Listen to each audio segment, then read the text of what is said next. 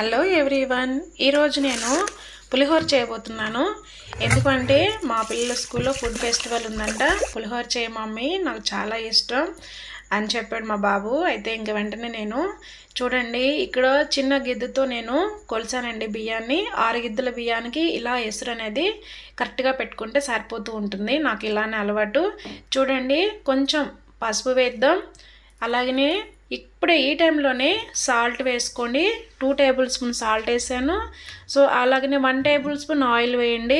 మనకి ఎందుకు ఈ ప్రాసెస్ ఇలా చేయాలి అంటే అన్నం చాలా పొడి పొడిలాడుతూ రెల్లగా వస్తుందండి, చాలా బాగుంటుంది. అయితే చింతపండు కొంచెం వేడి చేసి ఆ చింతపండు వేడి వాటర్లో వేసినట్లయితే మనకి ఈజీగా చింతపండు గుజ్జు తీయడానికి టైం పట్టుకుని ఉంటుందండి. అందుకే నేను కొంచెం వెయిట్ చేసి ఒక 5 మినిట్స్ వేడి వాటర్లో చింతపండు వేసాను. మనకి పులిహోర చేయడానికి కావలసిన పదార్థాలు అన్నీ నేను రెడీ చేసుకున్నానండి. అన్నీ సమపాలల్లో వేస్తేనే ఆ పులిహోరకి మరింత టేస్ట్ అనేది రెట్టింపు అవుతూ ఉంటుంది. ఏది మిస్ అయినా కూడా లోటుగానే ఉంటుంది. అందుకని నేను అన్నీ కరెక్ట్గా తీసుకున్నాను. ఇక్కడ చూడండి, తాలింపు గింజలు, శనగగుండ్లు, జీడిపప్పు, అలాగనే మినపప్పు, ఇక్కడ చూడండి శనగపప్పు, కరివేపాకు, అలాగనే ఎండుమిర్చి, జీలకర్ర. సో కరెక్ట్గా తీసుకున్నానండి. చాలా బాగుంటుంది పులిహోర మాత్రం. ఎమ్మీ టేస్టీగా ఉంటుంది. ఇక్కడ చూడండి, అన్నం రైస్ ఉడుకుతుంది, నాకు తీసి చూస్తున్నాను. సో ఈ రకంగా పొంగు వస్తూ ఉంటుంది అనమాట. అయితే వెంటనే సిమ్లో పెట్టేయకూడదు. ఈ టైంలో సిమ్లో పెట్టేసి వదిలేసేయాలి. అప్పుడు అన్నంలో ఉన్నంత నీరంతా దిగిపోతూ ఉంటుంది. నేను ఫ్యాన్ కింద పెట్టానండి. చింతపండు ఆరిన తర్వాత చింతపండు గుజ్జు కూడా తీసుకోవాలి. ఇక్కడ చూడండి, వేరే ప్యాన్లో తగినంత ఆయిల్ పోసాను. ఇంకా చిటపటలాడుతూ తాలింపు గింజలు వేగుతూ ఉన్నాయి. సో అన్నీ 1 బై 1 సిమ్లో పెట్టుకుని వేయించుకుంటే చాలా బాగా వేగుతూ ఉంటాయి. శనగగుండ్లు కూడా చూడండి వేసి ఈ రకంగా నేను వేయిస్తూ ఉన్నానండి. ఎక్కువ మీడియం ఫ్లేమ్లో పెట్టుకుంటే బెటరు. ఎక్కువ ఫ్లేమ్లో పెట్టుకొని మనం ఈ రకంగా వేయిస్తూ ఉంటే మాడిపోయే ఛాన్సెస్ ఉంటాయి. కాబట్టి చాలా వరకు సిమ్లోనే పెట్టుకొని నేను వేయిస్తున్నా. మీరు కూడా అలానే చేయండి. అయితే ఇక్కడ మినపప్పు కూడా వేస్తున్నాను.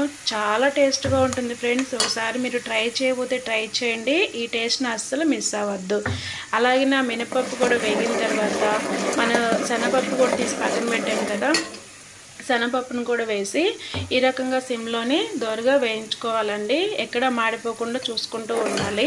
సో 1 బై 1 ఈ రకంగా నేను అన్ని పోపు దినుసులు, సో శనగగుండ్లు ఇలాగనే వేయిస్తూ ఉండాలి.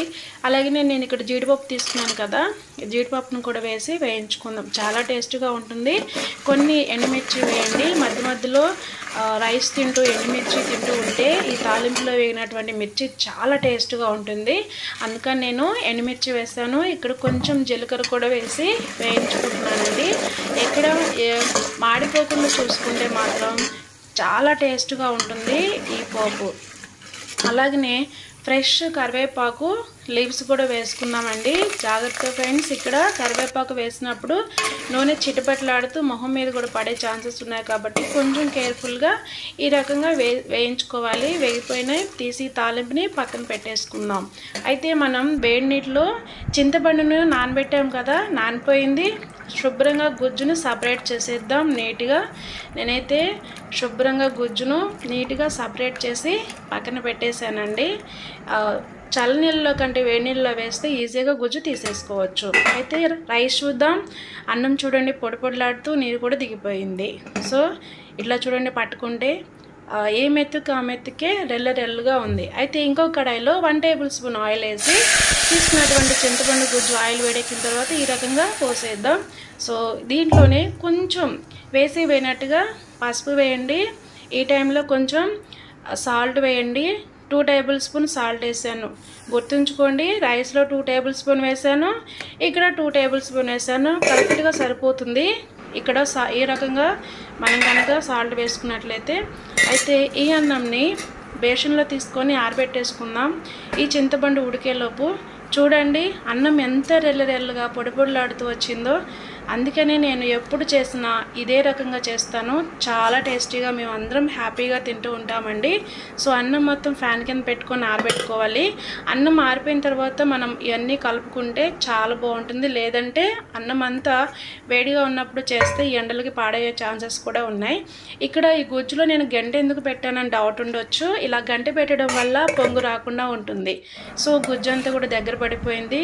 మీకు ఇష్టం ఉన్నట్లయితే 2 పచ్చిమిర్చి చీలికలు వేసుకోండి, చాలా బాగుంటుంది. సో ఈ గుజ్జును కూడా అన్నంలో వేసి బాగా కలిసేటట్టు నేను కలుపుకున్నానండి.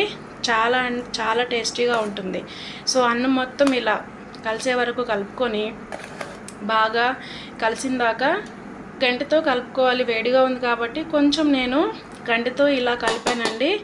మీరు వేడంతా ఆరిపోయిన తర్వాత కలుపుకోండి. శుభ్రంగా హ్యాండ్స్ క్లీన్ చేసుకొని ఇంకా గంటతో పని అవుదులే అని పక్కన పెట్టేసి శుభ్రంగా ఇలా హ్యాండ్స్తోనే ఆ పులుసు అంతా కూడా రైస్కి పట్టే విధంగా కలుపుకుంటే చాలా అంటే చాలా టేస్టీగా ఉంటుందండి మన పులిహోర. ఇక్కడ చూడండి పోపు కూడా వేసేసాను. చూస్తుంటేనే చాలా బాగుంది కదా, తినాలనిపిస్తున్నంత టేస్ట్గా ఉంటుంది. చాలా బాగుంటుందండి, తింటుంటే తినాలనిపిస్తూ ఉంటుంది.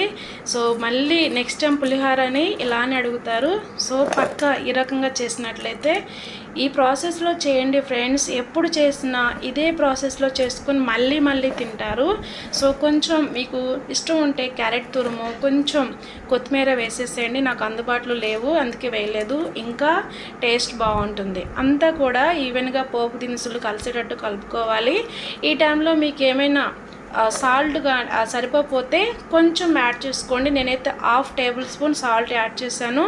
మొత్తం ఈవెన్గా కలిసేటట్టు కలుపుకున్న చాలా టేస్ట్ ఉంది. చాలా బాగా కుదిరిందండి. ఒకసారి మీరు కూడా ట్రై చేసి మీ ఇంట్లో వాళ్ళందరికీ పెట్టారంటే మీ ఇంట్లో వాళ్ళు చాలా బాగా మెచ్చుకుంటారు మిమ్మల్ని. ఈ పులిహోర మళ్ళీ అడుగుతారు, మళ్ళీ అదే విధంగా పులిహోర చేయ